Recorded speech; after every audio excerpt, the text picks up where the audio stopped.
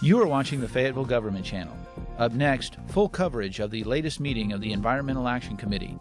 The Environmental Action Committee is composed of citizen volunteers and meets on the second Thursday of each month. The committee advises the City Council regarding environmental issues facing the City of Fayetteville and its residents. And now, the Environmental Action Committee. All right. Well, thank you, everybody, and we'll go ahead and begin the Environmental Action Committee meeting. My name is Sarah Lewis. I'm one of the City Council members and chair of the EAC. We will be discussing a general overall theme of recycling, the resource management plan this evening, as well as a process for formally involving the EAC in issues related to wetlands, ecosystem, stream side, and streams. And then also a question about meeting times as we move forward into 2013. So let's go ahead and do introductions. We'll start with Terry. I'm Terry Lane, and I live in Ward 3. And I'm Dana Smith, and I still don't know what ward I live in, but I will find out. I don't know either. But I'm a sustainability coordinator for the school. Oh, okay. I'm Aubrey Shepherd, and I live in Ward 4. I'm Liz Hill. I actually live outside the city limits, but my mom lives in, I think, Ward 2. Pretty sure. Is that 2 or 4? I'm not sure. I'm not sure. Liz is one of our presenters. Yes, I'm working as an Energy Corps member with the city sustainability department. Great.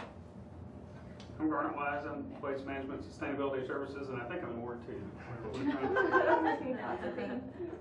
I'm Brian Pugh. I'm Waste Reduction Coordinator for the City of Fayetteville. And I'm Connie Crisp, Fayetteville Public Schools, and Ward 2. Great. I'm Angie Albright, and I am a member at large. And I want to say congratulations to Angie Albright. She was just re-nominated as a member of the Environmental Action Committee. Good job. Thanks to Aubrey. Yeah. Yes, thank you. And I'm Peter Nierengarten. I'm the city's Sustainability and Strategic Planning Director, and I live in Ward 2. Already know. Very good. We'll work on this one over here. No. I live near Gully Park. Ward 3. Yeah, it'd be Ward 3. There is a line really close in there. Yeah. Rockwood Trail is kind of a line. Yeah. Between. Yeah. You can introduce yourself? Oh yeah. Yeah. She's Oh, you didn't. I'm Sarah. Yeah. So I'm glad you've come tonight. So I think we'll go ahead and have Peter first introduce yourself, and also I want to thank you for being here, and we're so glad to have you as our staff representative for the Environmental Action Committee. Yay! So we're excited to have you, and I just know great things are going to come of this. You just have so many good ideas, and you bring so many good ideas to the table, and I know I can already see you just are seeing opportunities all the time, and you're bringing things together already, so it's really cool. And so I'll let you introduce yourself, and then also introduce Liz and what you're going to talk about. Okay. Do we want to do the recycling surveys first? Yes. Okay. So again, Peter Nierengarten. I have been with the city almost 2 months now as the Director of Sustainability and Strategic Planning. I have a diverse background in engineering and sustainability. I went to school here in Arkansas and at the university and got a degree in civil engineering and moved out to Oregon, where I've been living for 9 years, working at a water utility there on a variety of engineering and sustainability initiatives.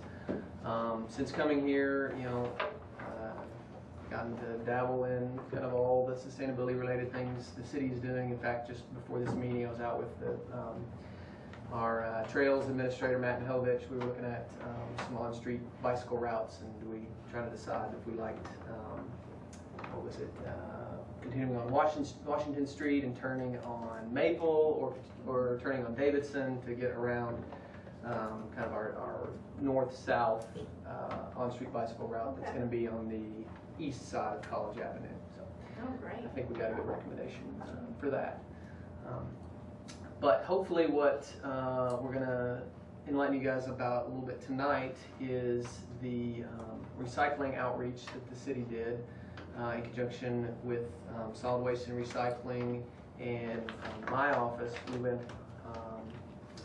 was it in August we did that, or was it in July? It was August. It was August, right? August, Okay, so the week of August 14th. okay, so midway through August, we went out for a week-long stretch. We did morning and evening door-to-door surveys of, we were targeting 680-ish homes out in the West Weddington area, so west of the bypass and north of Weddington, kind of the Salem Road area. That subdivision, you know, varies in age, probably from anywhere built in the mid-70s to the mid-90s, I would say. The area had been sort of underperforming in terms of their residential recycling rate compared to the city's average residential recycling rate, so they were a good target group for us. And I think I'm going to let Liz talk about some of the details of what we saw when we went door to door and talked to folks. We did have a great presentation Hold up to on share. here, we just don't know how to get it up on there. Anybody have any ideas? One- It's hooked up, but. One trick I can Should be try, a toggle of some sort. which is, Hey Brian, how are we on Keep Fayetteville Beautiful, just moving right along? Yeah, I mailed it off Oh. the report today. Oh, nice. So Is that like a big that's the, brick gone? and so within 30 days we'll try to do the. it's It's not Try to recognizing update that with the connections there. That really need to turn that off. Plugged in on the other end, I mean, I guess it is. Isn't it? Yeah, I guess it's all. Yeah. all it's Did gotta you be. do function, the function yep, trick? I just tried Okay. that trick and doesn't like it. I don't think it's the computer, I think it's No signal. not recognizing the connection. And this is plugged in. Well, they moved it. Yeah, this is new, or they ran it underneath. Yeah. Is that thing on the wrong station? Yeah. The- 26, it says it's tough. Oh, well, I don't know, maybe so, maybe that's to connect it to the DVD or something. The remote is there. Try that. We got the cardboard thing worked out, sorry. And then, Couple of David has to okay all I that. think it's been like on channel 3 or something, or? What's He's gonna be Yeah. using the cardboard. menu Has has no no channels channels. about things. Maybe he's gonna take it down to the cardboard. Is there He can't move that Okay. up there because of the construction. You see, And that's it's maybe just too source. much for Christie, so. Okay. That would seem like it would be way more. And apologize for the technical difficulties. You might You try wanna to edit like this if part, there's an it's A okay. there, something like that might be better than Like input? the, Yeah. that, instead of changing. Okay. So, which one do you think? PC, Yeah, there we go. Maybe that's.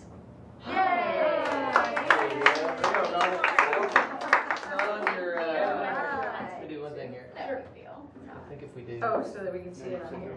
There you go. Oh, okay. Thank you very much. Good job, good job. Okay.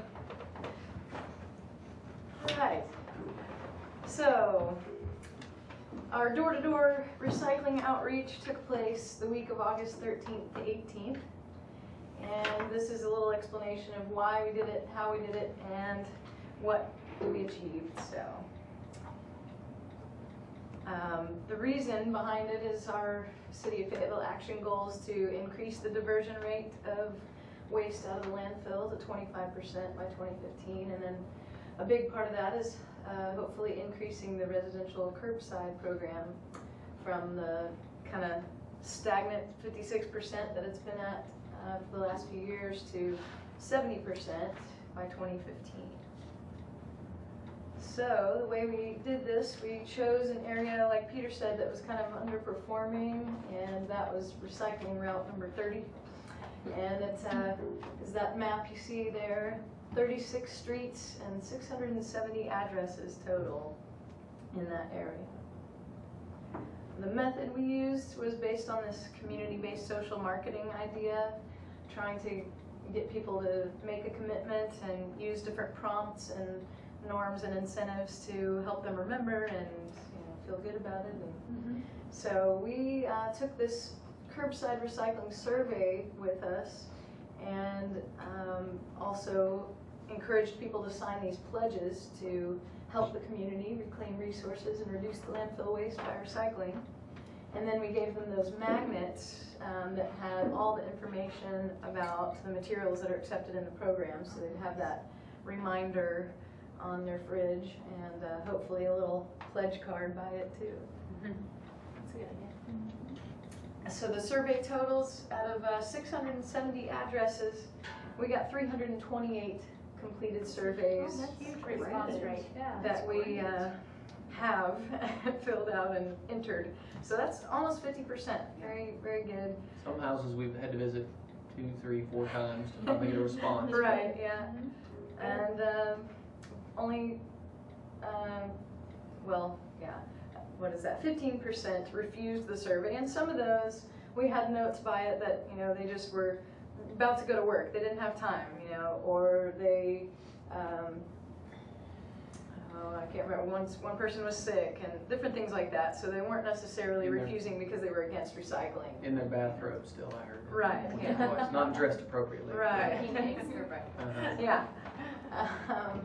200 not home or not responsive to our knocks on the door. 15 that were vacant houses. And then there are 9 that we didn't have any info on our master sheet. So we maybe just skipped those houses, or it might just not have gotten marked that they were not home or refused or whatever happened there. Then there were 6 that were actually multifamily dwellings, so they weren't eligible for the curbside, so we didn't go to them. And there are 15 unaccounted for surveys that say on our sheet that they did the survey, but we don't have a survey for that address. So either it just got marked in the wrong column on our sheet, or somehow somebody got away with some of our surveys. I'm not sure. All right. So the first question we asked on the survey was, are you supportive of recycling? And out of 325 responses, overwhelming yes, 95%. There were some that were blank, that maybe they didn't ask that question directly, but then further down the survey they said they recycled and, you know, responded that basically they are supportive. So most likely those are yeses. There's only 2 that were definitely no's. Were you standing there when they filled this out? Yeah, we filled it out actually. We asked the questions Oh, okay. and filled out the sheet ourselves. Got it. So it was a verbal. Did they explain that? People, Yeah, they gave, you know, reasons why different people. Some people were lazy and some people were just not interested, period, you know. And then there were some that initially said they weren't supportive, but as they got further down, they, you know, said, oh yeah, well I just don't have any bins, I don't recycle, but they were interested in recycling. And so I put those as questionable no's because I think they really weren't necessarily against recycling, they just weren't doing it yet, so they answered that question with a no initially. So when we asked, do you recycle, out of 327 responses, the majority was yes, 268 yes, and then the majority of those were all the time, because later on we asked if it was all the time, some of the time, most of the time. A few didn't specify further down, so we don't know for sure. But out of the no's, only 56 no's, and 39 of those ended up getting bins or signing a pledge to recycle. So they didn't recycle curbside before this, but we're going to start. Only 17 didn't get any bins, and some of those might have still signed a pledge. We made the mistake of not having a spot on our form to mark if they signed a pledge. So some of those folks might have had bins already and said, yeah, I'll start recycling, and we didn't have a way to note that on our sheet specifically. So the main reason that kept people from recycling, that they hadn't been recycling, first, number 1 was don't have any bins, and that was the highest response. And so we solved that problem for most of them by giving them bins. And there was only a few that said they weren't interested, or yeah, 1 that said not interested. Nobody said they thought they needed to get paid. A few people said they didn't have time or took too much effort. Just a couple said they didn't have enough recycling to do it. That's really interesting on number 3. Yeah. Did you get paid for it? Zero said, I mean, that's an interesting response right there. Mm-hmm. There were plenty of people though that said, That they took cans we take our from aluminum cans, we don't recycle aluminum cans at the city, we take them somewhere else. We get Yes. paid for them, Mm-hmm. so people are doing that. Yeah, that's good. Then the next highest after that was the don't know what or how to recycle. So hopefully we solved that problem too, because we had the brochures that explained about the program, and then we had the magnets with all the materials that are taken. Just one said it was too much space. Nobody said it was too dirty either. And then we got quite a few other responses. Some of those were, they just moved in, so they, hadn't been doing it yet. Some people thought it cost more or thought it cost money to do it. And all those others were just one person. Didn't think it got recycled, didn't cross their mind, didn't grow up doing it, so they just hadn't done it. And one, husband won't do it. There was nobody's wife in here, was there? Liz and I actually had that one together. Oh, really? We encountered that. Okay, then the reasons that people did recycle, the top response for that one was it's the right thing to do. And next up was good for the environment, so similar threads there.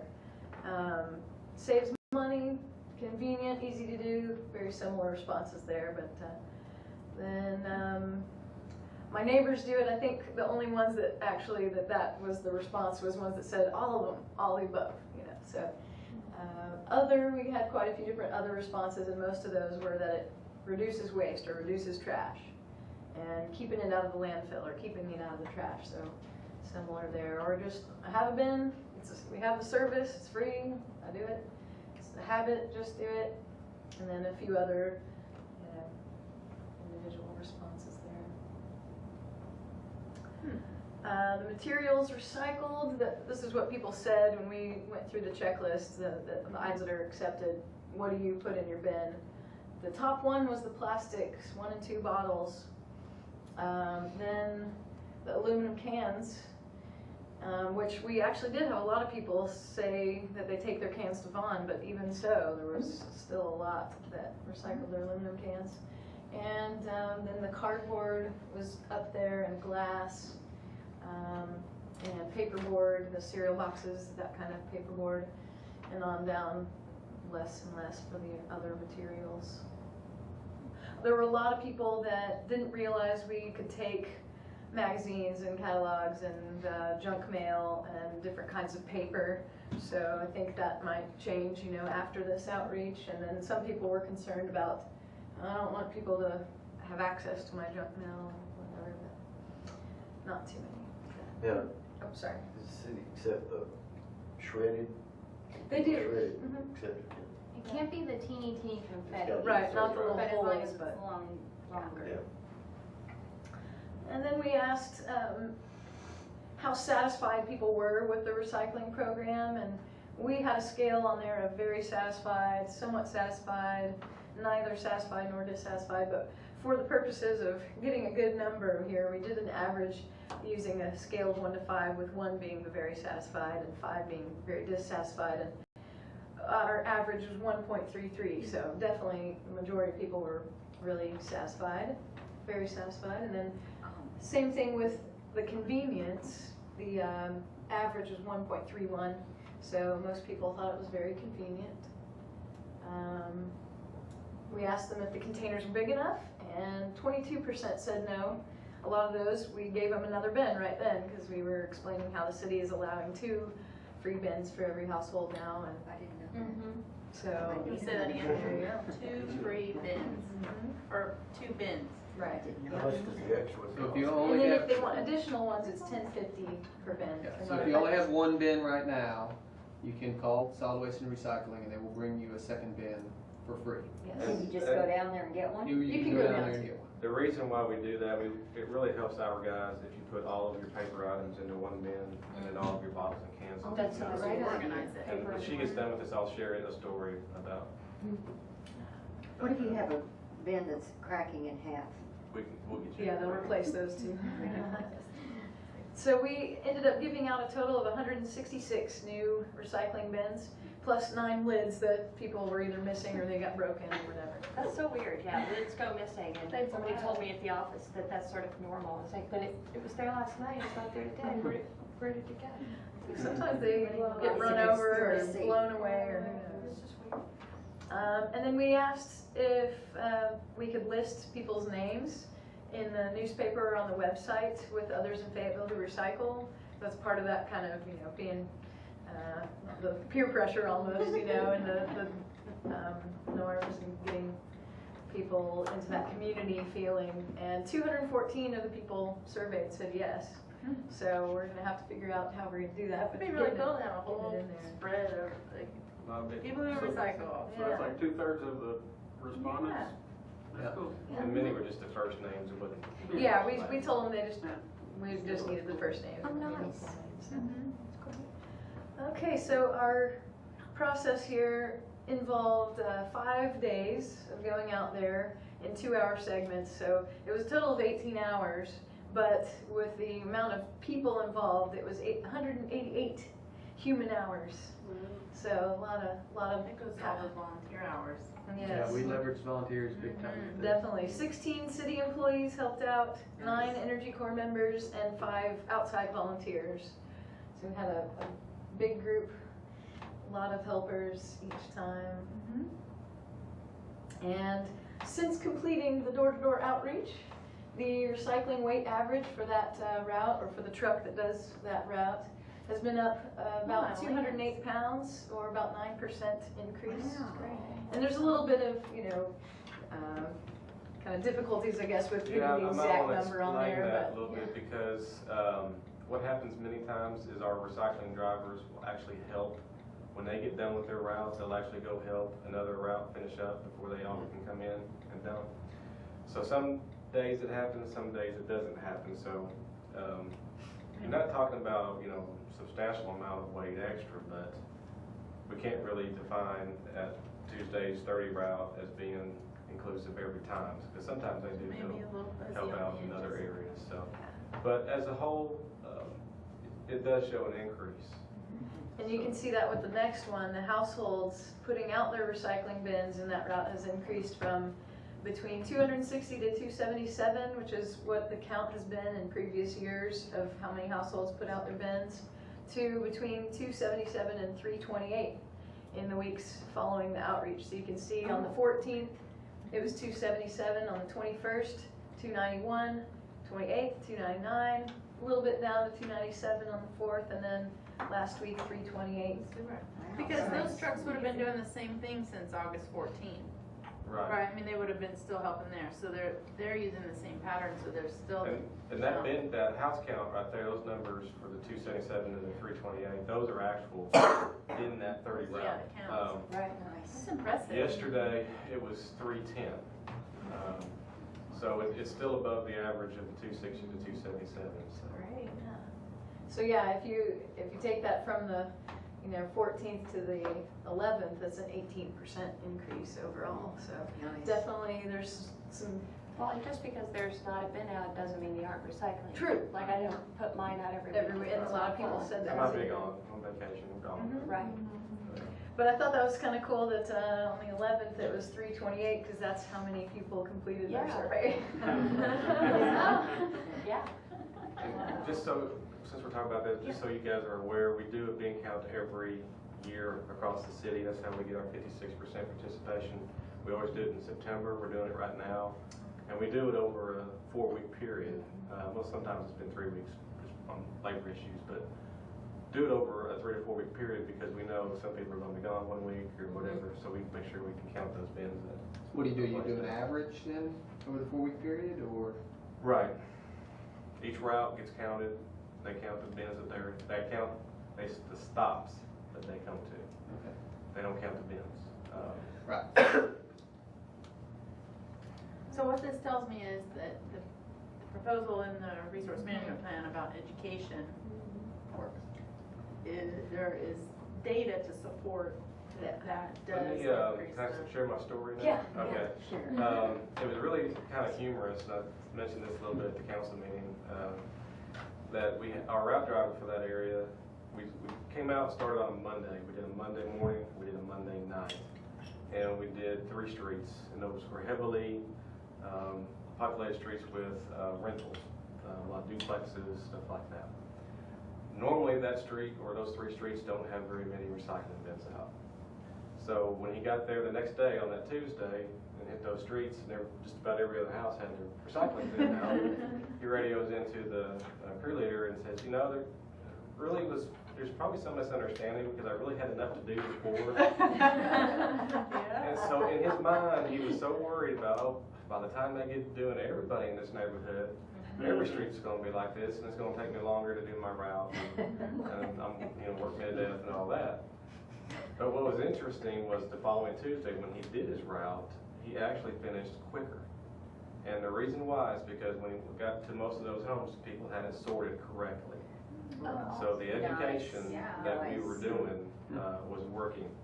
And with that social marketing philosophy, it all states the facts that if you go and you do face-to-face with people and you talk to them and explain to them, you get better results.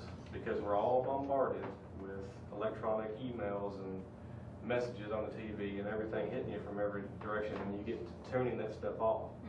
But when you can actually have an old-fashioned conversation with somebody, it's more effective. And probably they realize there's actually a person that's going to touch this stuff and has to deal with it, and they realize it's not just a black Yeah, you hole care or about the something. person who's going to have to deal with your stuff. I think that's a really good point. It humanizes it. There's the last photo. A big thank you to everybody who helped make it happen. On the left side is all the city employees, and a lot of those were the recycling route drivers and solid waste employees, and then the Energy Corps members and other volunteers on the right side there. So we definitely had a lot of help to make it happen, and we appreciate it and are glad that it's having some good results. It'd be great to write this up in like there's the city wire and the stuff that goes around, at least in Arkansas, around the state. The results and the process. And online, the slideshow going up online, or is it? Yeah, just got it totally finished, so we'll see where all we can go with from here, and get something published in the paper too, where we thank all those people that did sign the pledges and said, yeah, put my name up there that I recycle. One more place in the paper that you can explain how to do it right. Right. You know, one more time to get the message across too. So. I'm glad Liz thanked all those people, but I just want to thank Liz. Because they were the driving force to get this started. I remember several months before we did this, they were in my office and we started, okay, we got this many houses, we got this long to do it in, we started breaking it down, and we started realizing, how many people it's going to take to conduct this. It takes a lot. It was a lot of effort, a lot of manpower for that week. We did a lot of. We pulled supervisors, we pulled people in the office, we pulled route drivers to help, and then volunteers came out in the evening to help. So Sounds fun. I know. I think that would be we learned a lot. Meredith was there. I know Rhonda Adams went. We learned a lot, and it's definitely part of our marketing education plan for next year to do another neighborhood. And I think what we've learned off of this and getting more volunteers involved in it and make it a little easier next time. But it's definitely worthwhile as the results show. So you only got, what, 20,000 more households? That's right. 20,000 total. Well, 20,000 minus 600. Okay. Did you pair up when you went? Yes. Okay, we so went you paired in up. pairs. And how many volunteers did you have all together? Total? Do you know? Well, if you don't know. There was it's okay. 6. You say 18 in your 18. early slide? No, there's 18 hours that we were doing, sorry. and then there was 16 city employees and 9 Energy Corps and 5 Okay. other And volunteers. you just kind of had it, these 30. are what we're gonna do for that 5 days, and this is how much. Yeah, we we're did a doing. little kind of orientation, volunteer orientation on that Monday for the volunteers that could come, and anybody that wasn't able to make it to that. We did a briefing every time for the first few minutes before we dispersed on the streets, and so anybody that hadn't done it yet, we just kind of clued them in on how it was working. We gave out maps and lists of address. Well, Brian did, and kind of gave us our marching orders each time we met out there, and It was a Your bad had a walkie-talkie Yeah. too. walkie-talkie here, so, had the truck driving around with the bins and coordinating that. But it was always a mad dash after the morning period, to come back in the afternoon, compile all that information, Oh, get out new maps, start highlighting the addresses to hit for that evening. So it was so you did it in the morning and then again, did you go back to houses where people were same not houses home? that we did in the morning, we did There in was the a evening. reason for the morning. Who was it that was talking, why only the mornings were you surveying? There was, someone said. Well, we did mornings and evenings. Oh, you did, Yeah. mornings and evenings, Now okay. Saturday, we only did from 10 to noon on Okay. a Saturday. But, so if they weren't there in the morning, we took a chance that they'd be there in the evening. So you would come back, And but you wouldn't same ask them houses. twice, the same houses? But that yeah. was the mad dash, because they would have to go back to the office and Figure figure out out which which ones weren't ones, home. yes. And then Organize highlight that them for that night. Yeah. And did you go through all the surveys right then when you got back? No. or- No, we Okay. just collected the surveys. Brian put on a master list which ones we had completed and which ones we needed to go back to, or which ones were refused, whatever. And then at the very end, I collected all the surveys from him and went through and organized and So, and were Got it people all. basically nice? really Overall? most people were. I mean, there I was mean, very few that were. It was, I was pleasantly surprised. Yeah, because there's a little bit of a nervous thing there. You going had to some of houses. that, but for the most part, people were very receptive. I'd say when, in campaigning for this position, door to door was my absolute favorite thing. Yeah. People were so, people are so nice around here. Yeah. It's very Yeah, reassuring that's when really you get to receptive. talking to Yeah, the folks it's that nice. like, yeah, well, Yeah. people are supportive Enjoyed and it. they're. Uh-huh. Well, it seems to me that this, we do a lot of things where we have all this information on recycling at different events around Fayetteville. I mean, just down the downtown area. But it seems like instead of that we need to be going out, face to face, which I would not have, I mean, that's great. It was pretty kind of along those lines. I'm aware of all of the education out there for recycling and the push, but going door to door, it was amazing to meet people that just had no idea, and they don't pay attention to the outreach efforts and stuff, but going to their door and talking to them, they were, "Oh, absolutely recycle, I just didn't know anything about it." Yeah, that's Here's your really bin, good. here's That's what you can really recycle. cool. Yeah, That's I really noticed a neat. couple of the responses, a few of them said, just moved here, didn't know about it, and I know when you come and sign up for your water and you either get talked to about it, you get a brochure about it, all of that, so, like, what happens that these new people don't know about it? Yeah, I think some of it are renters, and so they're not in charge of the water bill stuff Oh. themselves. So they don't go to the office and Right. get this stuff. They're just Okay. move in and, trying to figure it out. Some of it, you could tell they were renters, and that was And- part of what's going on. And another thing, I'm going to take up for the business office staff a little bit, because there are times, especially in August, when the people are coming back to school. If you ever come in here while people are signing I up, you got would people never out in the want to. hall, Yeah. and you just really don't have time to explain in depth everything. So it's sort of like, here's this, here's this, here's this, and people, they get some of it and they don't get some of it. And Well, they just want to get out of there. Yeah. Well, there's a lot of context, it's mixed in with a lot of other Right, information. and so, take up for them a little bit, their job is very hectic and they're trying. I was gonna say they've always done, when I've changed addresses, I've always gotten that from them, and I always thought they were doing their job, so that's why I'm surprised people would say they didn't know about it if they just moved here. Yeah. Cause I would have thought that would be when they'd be most likely to know about it, cause they've just been here and One of handling our stuff. efforts that we're gonna do with our marketing education campaign for next year is do more inserts on their water bill. And so, what we found is a lot of times people just don't read stuff that gets mailed to them, but if it's right there on the back of the water bill or in an area on the water bill where it's presented in the light where they might see it. Yeah, I like the magnet idea. Magnets were I really good. really like that too. I think that's a wonderful idea. As a matter of fact, how do you get any of those? We've got some. In fact, we're going to, 'Cause I would like to have some for school. when we do our end of year mail out with 4 extra bag stickers, we're gonna be putting those in with the Oh, nice. for That's today, so great. everybody will get one that has Oh, a that's great. presidential card. Awesome. That is wonderful. So just for the sake of time, I want to, so I know that we're going to also talk about, I would like to make a connection between this and the resource management plan, and then, and how that affects this, and then also have a question about the timing on the resource management plan. So those are my two things. Does this help with the resource management plan? One. Two, were you able to make changes, or what's the status of the resource management plan as a result of the input from this group, and then what's the timing on that? On coming to council, I'm getting emails about. The timing, right now, the order that was presented to me was franchise agreements first. We've kind of addressed that and got that taken care of at least for a year. Right now is the ordinance review.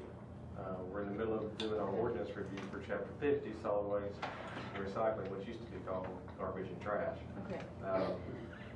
You know, there's lots of things that was written in the 60s. There was not even a definition for recycling. There's a lot of issues in that ordinance that will address ways that will give us more options to allow recycling to occur at multifamily, like she mentioned in the presentation. There were 6 houses that were in an area that had a dumpster. Well, by definition in the ordinance, they're not allowed to have curbside recycling.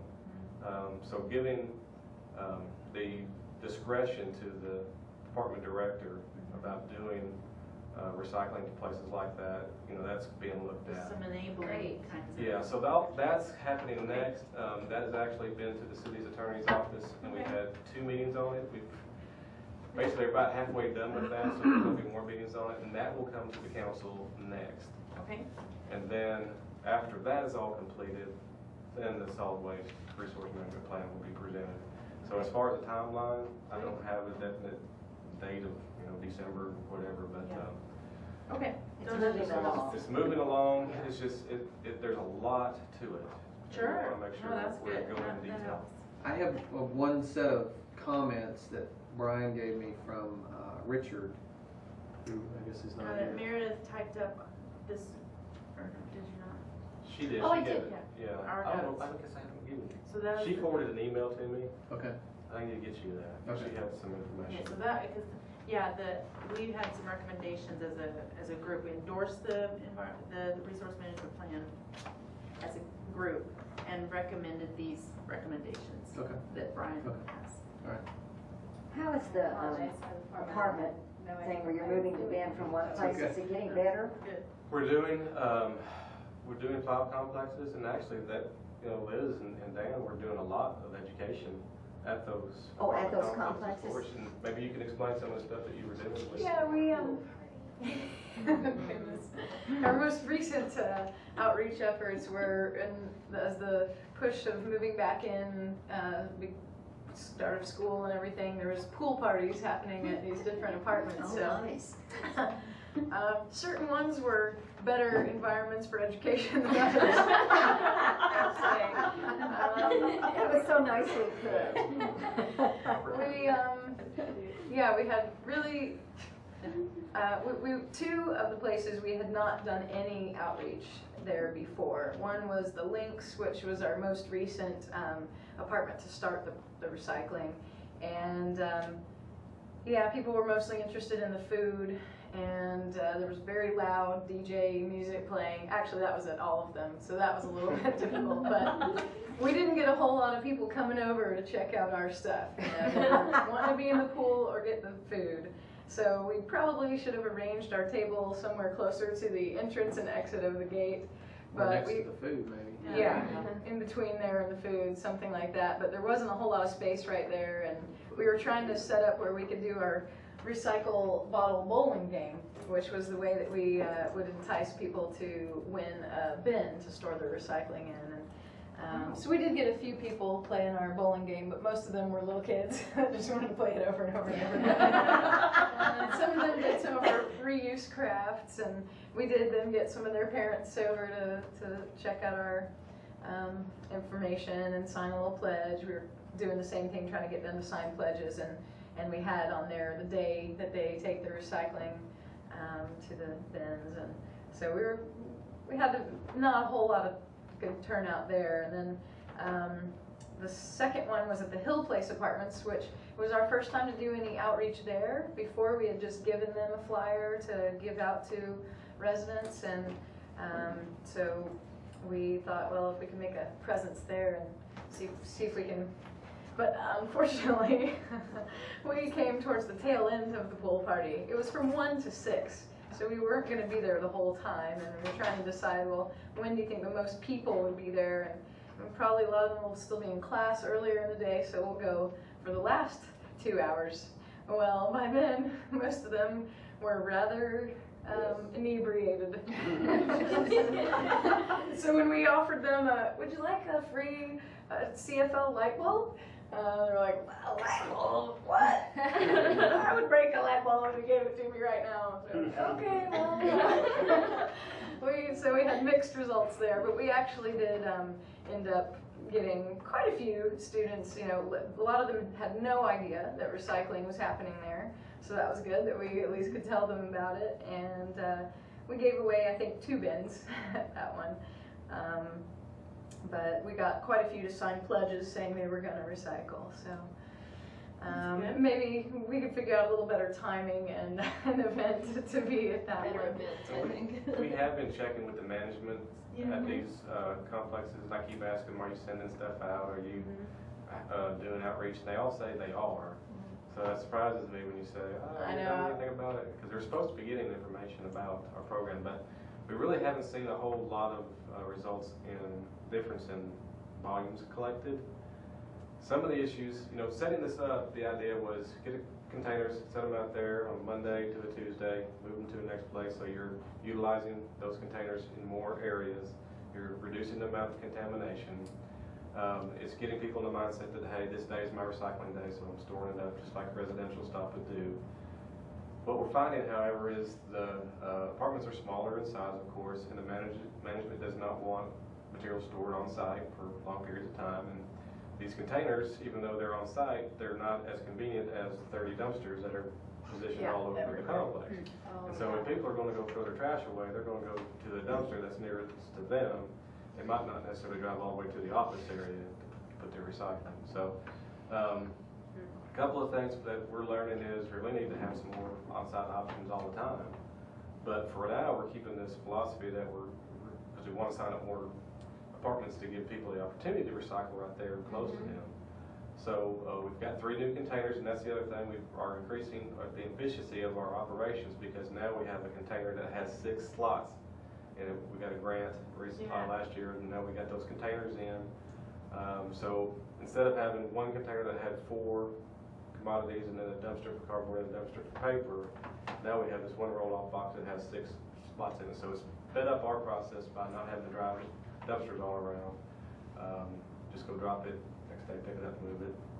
And so we're tugging along, trying to get more to sign up eventually. And we do have an idea for hopefully helping with that, you know, getting them to think about it, saving it instead of just dumping it right away in the dumpster, is to put some signs on the dumpster saying, hey, wait, or stop, wait, recycle, something, you know, we're trying to figure out the best message to put on there, but something that will get them, catch their attention when they're going to the dumpster, because they may not realize that the recycling's available, like, stop, save it till Monday or whatever it is for, you know, have to be a little bit different for each apartment, but that's part of the we want to do the marketing education campaign, like I mentioned before. We want to have a brand, we want to have a logo, we want to have a mascot, we want to have all that. So when we have the funds in next year's budget to do all this stuff, that's when we will be designing some of these messages to put on dumpsters and apartment complexes that, hey, I'm looking at this, this is the logo, this is the brand, and so it clicks with them. Are we talking one time about like long-term, put something in the building code to require future apartment construction to have extra parking places? That's definitely something we need to do. Yeah, that way you require them, you know, they have to have a place for trash, so force them to have a place for. We got 5 being built currently because of the population growth at the university. Yeah. And it's still just provisions for trash collection and not for recycling. So. Yeah, that really ought to be in there, so they'd have room to, if nothing else, they could put a couple of cardboard or paper dumpsters instead of just all trash dumpsters or something. Is that something that this committee would like to see? Absolutely. Well, if that's something, you know, that's something that That's a great idea. Yeah. And, We talked about that or not? it It really is. Somewhere Is down No, we is that in the lead, like, when you do a lead building, is that one of the things you have to have recycling space? I will say that In that part of that language, it's out there. several of the This apartment group would complexes that help are being draft. built right now done have before. maximized their space, so they didn't have, especially when it wasn't required, areas to put recycling, but they still are having on-site recycling. So what they're gonna do is collect it with their City management, did bring it energy. down to us. Energy code. So, Yeah. Yeah. Okay, so. One challenge I would add, this, a counterpoint to that, slight counterpoint, or a challenge with implementing that is, especially given the city's desire to promote infill and higher densities, there has to be, balance with, density, number of units per acre, when we consider, also space for recycling and trash and dumpsters and things. And so it's something, Yeah. we'll have to try to And you figure don't, out. and you wanna be careful how it would be worded. I think it's a good idea and something to think about, and certainly this group could help, like advise on. But you wanna have enough flexibility in it, so that depending on the location, it could Right. be I mean, part of it. Brian and I sat in a meeting with developers a couple weeks ago that are working on the 555 Maple project, and we were talking to him about this dumpster idea, and he's like, we're going for super density, we're packing a bunch of units in here, it's a real walkable area, space is at a premium, we just don't have room on the site for. They are building recycling into their facility. They Yeah. have the recycling chutes in addition to their trash chutes, and they have So a that kind of centralized thing. area for Like, their you wouldn't trash. wanna lock in a specific design. Well, because- for our system that we collect the recycling in, there is a limitation on, the size of container that we have. Because we don't have single stream, we can't put a dumpster there for Right. everything to be thrown into Right. it, so it has to be source separated. But what they are doing with that management, they are collecting on site and they are going to be bringing that material to us. Cool. There's eco-modern apartments already do that, Okay. and these are some of the same people, so. Wow. Do they sort it themselves then? They Like the sort it and management bring it does to it, or they? Yeah. They source separate it on site, and then they bring it to us, source separated and dump it into our materials. Well, something to think about. I want to respect our time, and I want to give you all a round of applause for all of that really good work. Very good. Good job. So exciting. And is there anything else I'm missing with recycling on the agenda? Because I don't remember. Is that it? Is that it? I believe that was all. Okay, I just want to double check. So I don't want to, so the only thing I would say is for this group, again, is that the EAC endorsed the resource management plan, the idea of it specifically talked a lot about education and thought that that was a good idea. So I hope that that will be brought up when it is eventually presented to the council, that that's an important part that this group did. And related to that is something that Aubrey brought up, and I don't know if Aubrey, you want to describe your idea, but I think it's a really good idea, and I would like to see before now and December 31 is that, so for example, the Parks Advisory Board, and I don't know, is that what it's called? I think they changed their name. Parks Advisory Board. No, it's the Transportation Board that changed their name.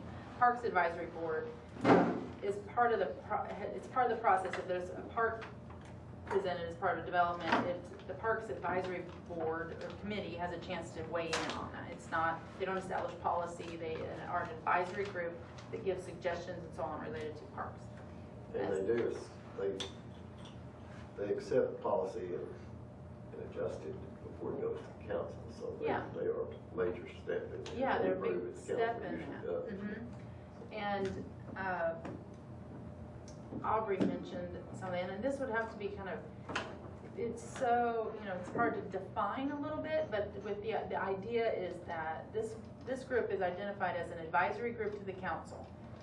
And specifically when issues come up related to streams, wetlands, habitat, sensitive areas, anything related to the green infrastructure areas might be a good way to define that. Enduring Green Network. Enduring Green Network, that issue would come to the EAC as part of the process to inform, then give ideas and advise the council. So, for example, a development that has part of the Enduring Green Network in it based on the Green Infrastructure Plan, if it's part of that plan, then the EAC should have a chance to advise the council on the impacts of that development on that area.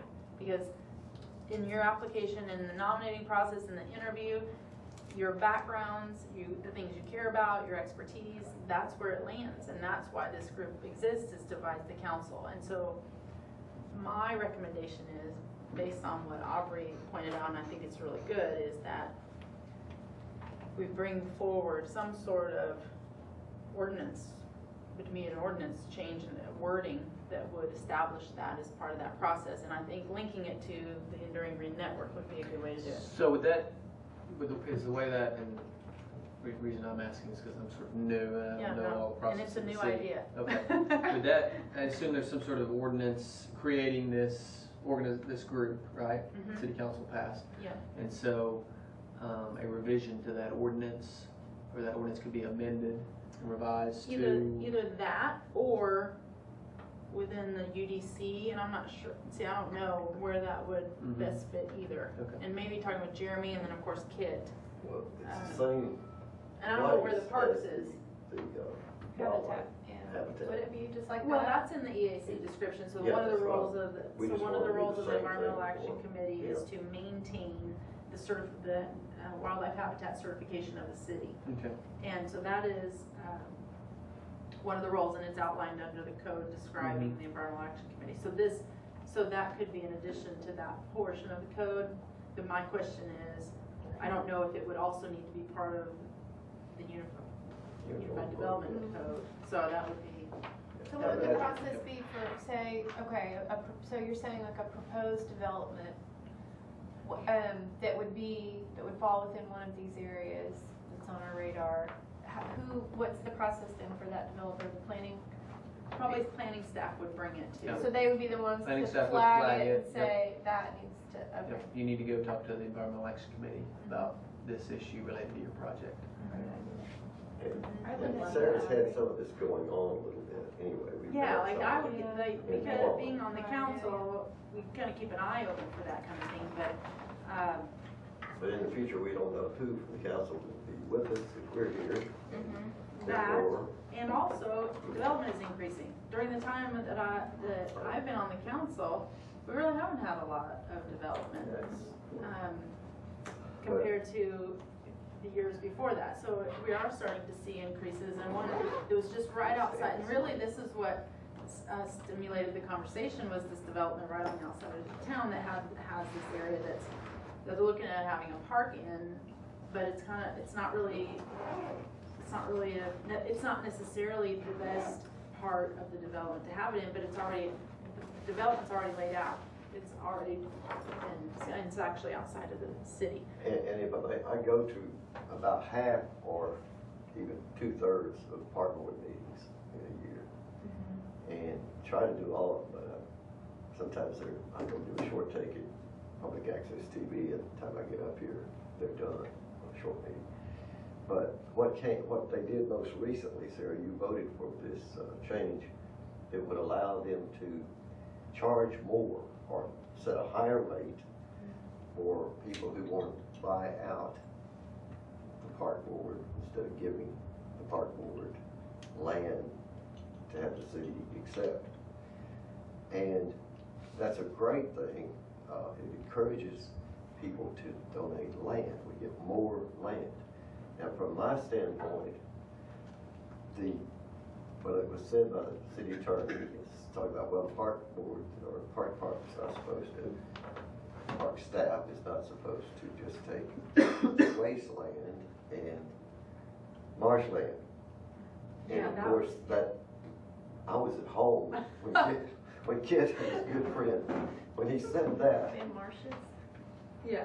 In Marshy. You came running As a down. referee. I came running down, ran up those stairs, out of breath into the room, and fortunately, they weren't quite done with the discussion. And Lionel said, well, just a second, Brenda, I think we do have public comment and allow me to speak. And I'm like, but the point was that that terminology is kind of like when you talk about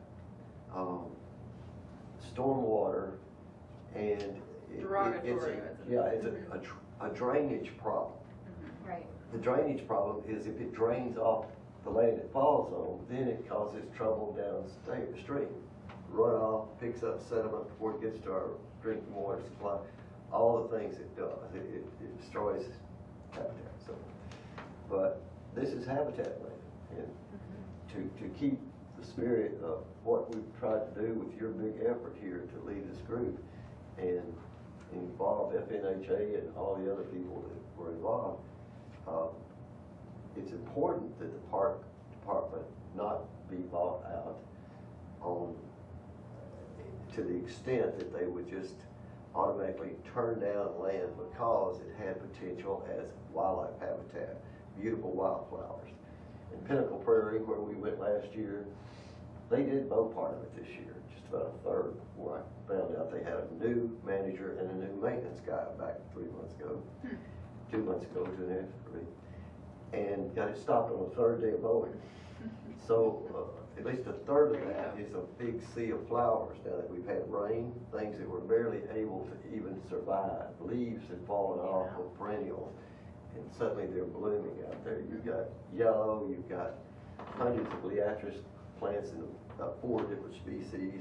You've got, the last few days I'm photographing all kinds of butterflies out there, and we had a lot of basket flowers this year that had been missing for 2 or 3 years because they're annuals, and when it gets mowed during the summer, you don't see them for another year or two. Finally, some little seed gets there, gets to the top, struggles up, and comes up. But perennials are going to come back despite mowing, just like burning, if it's done in the winter.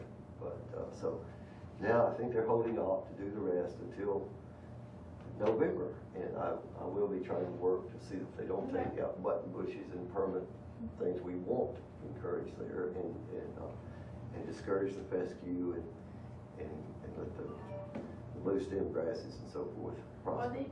So that. And yeah, well, what I'm saying is that place I went with the park board out there after their meeting. Out the one west you're of talking town about. there. And yes,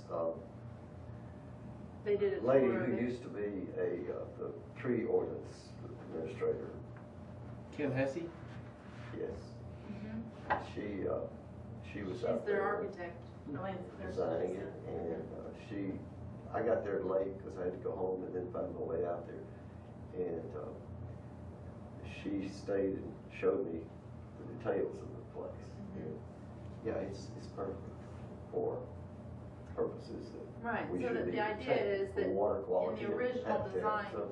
right, in the original design of that, had it been in town, for example, the layout of that development would have been brought to the EAC and said, is this the best area for Yeah, what is the this value of, land, this we land can encourage preservation? the protection of this kind of land as well as the ball field. And Can I just Yeah, for yeah, clarification, I want yeah. to make sure I understand, so park board or whatever, do they already have a review procedure? But they are not reviewing for that purpose. They're reviewing for recreation. Okay, and so like, for example, they don't want wetlands and Well, brownfields and stuff. some of them do want, I was but I gonna mean, say, their 'cause there's a lot of mandate opportunity is, there, like you're saying, yeah. so maybe they don't want it, but So that's why we need to link it to a Yeah. very good plan that was worked on by actually volunteers, and then presented and accepted by the city planning staff, which is the Enduring Green Network Green Infrastructure Plan. yeah. That's a proposed idea that would have some structure behind it. Okay. So that because sometimes a development is not in an area that's designated Enduring Green Network. And then it wouldn't need to come to EAC. Of course, you could always comment and participate in that process, but the trigger would be if it's overlaying that area. And that's a mapped layer we have on our GIS, and so Okay. it's pretty black and white, It's whether or not you're really touching it or clear, not.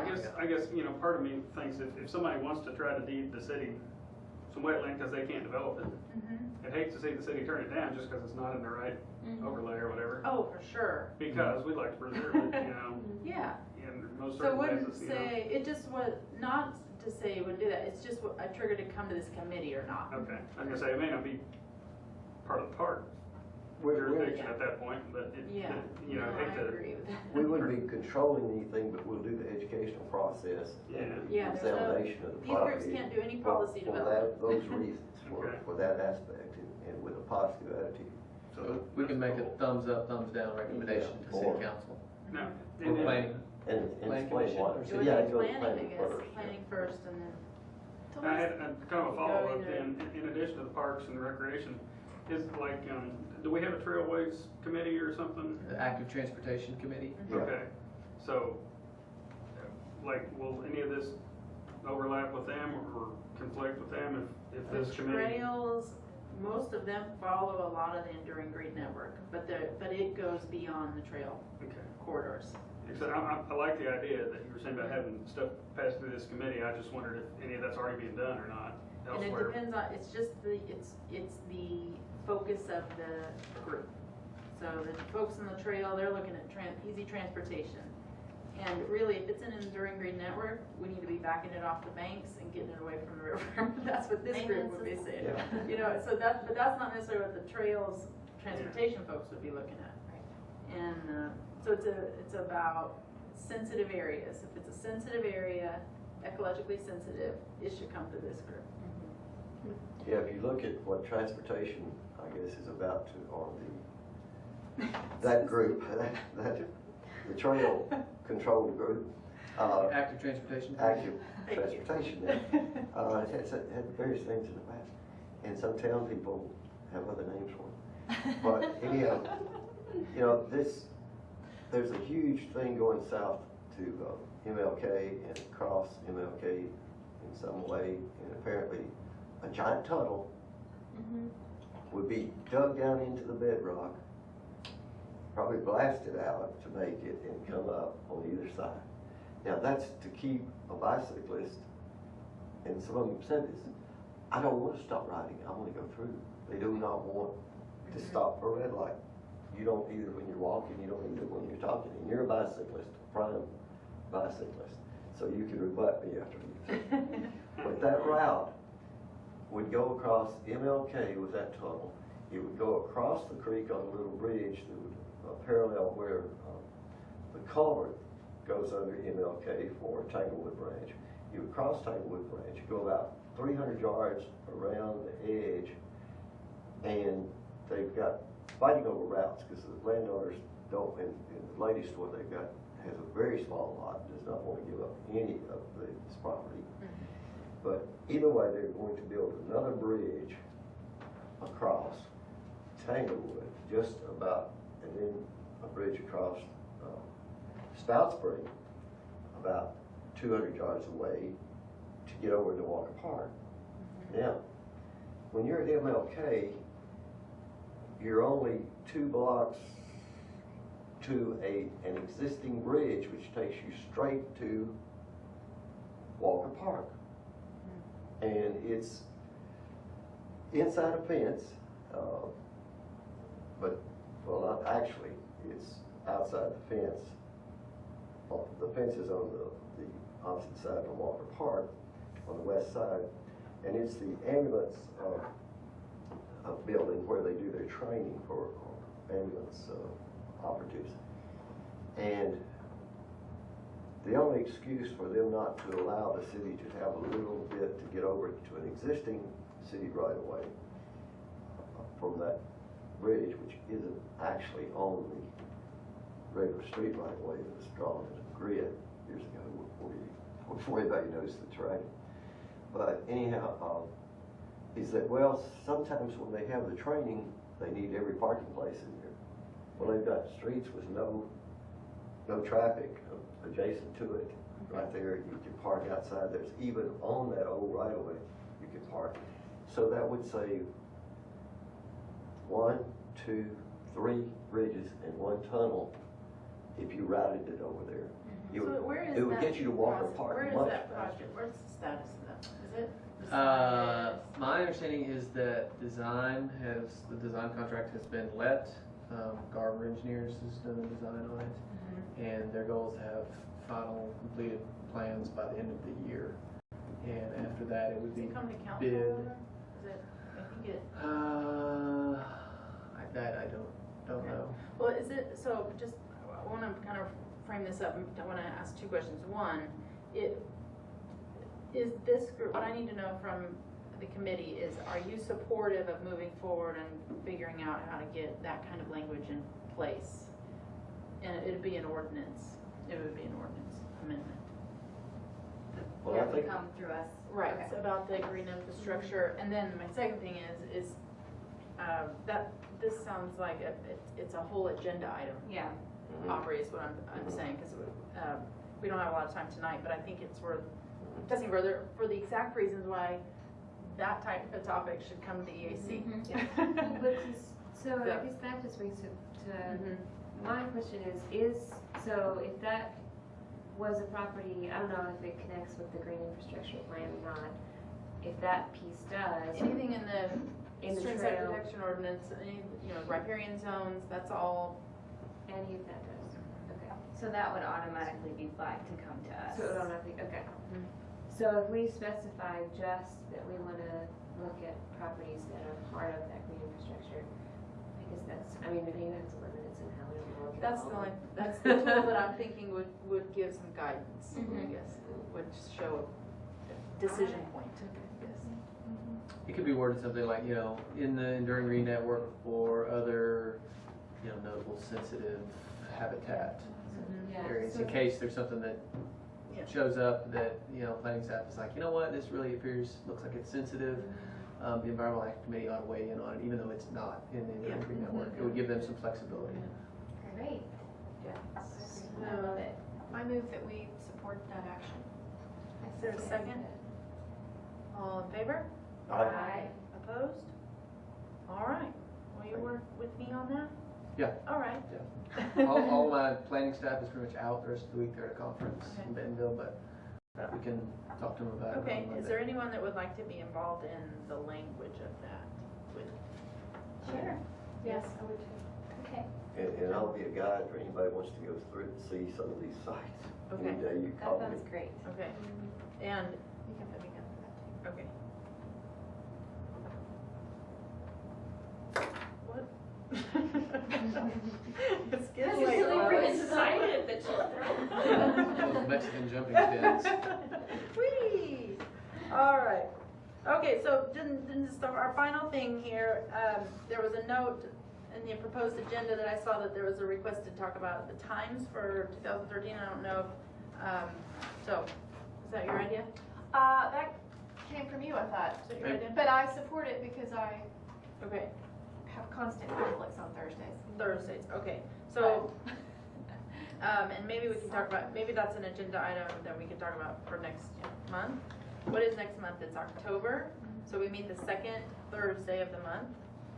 Do you have a calendar on you? October 11th. October 11th. I will be gone. Here's a perfect example. And what about that Wednesday?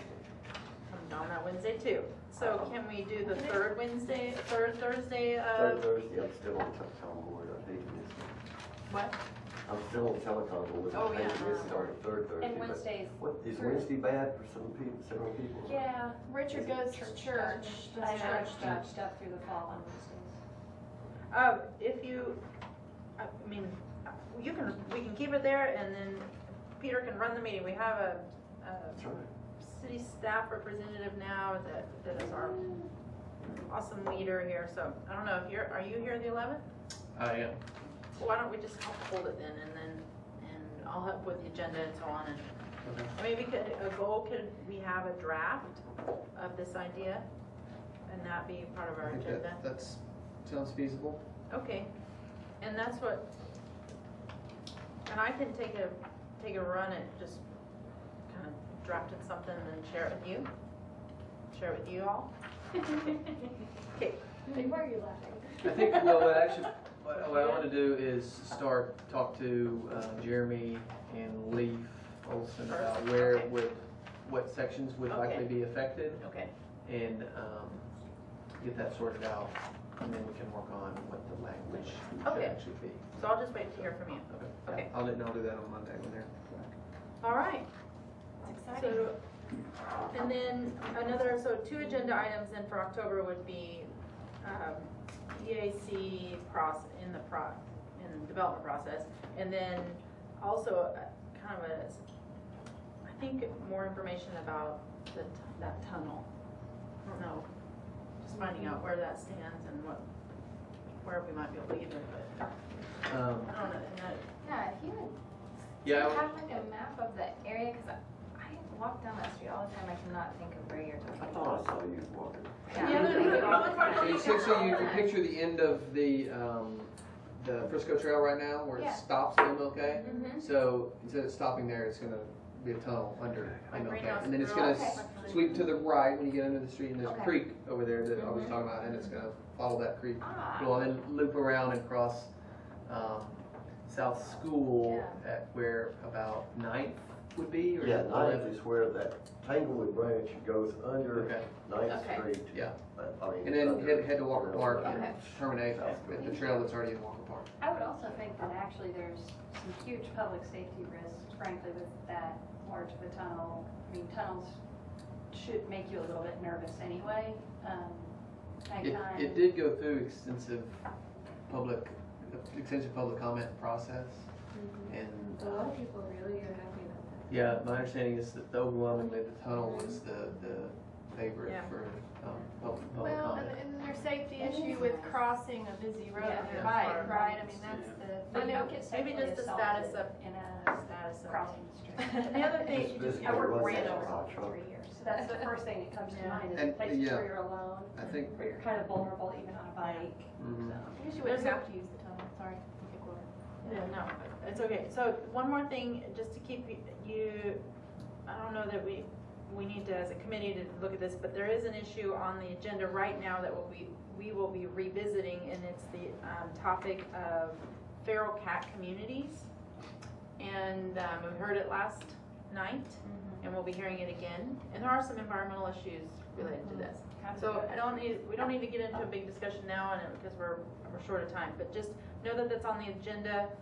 Read the agenda. The proposed it's an ordinance that would establish one option, saying that if there is someone that's taking care of and called a caretaker and wants to take responsibility for managing a feral cat colony, and get them neutered or spayed and vaccinated for rabies and so on. I mean, this is like 30, 40 cats that they put food out for, and with the idea that eventually the numbers would diminish. Rather that right now it's capture, euthanize really are the options.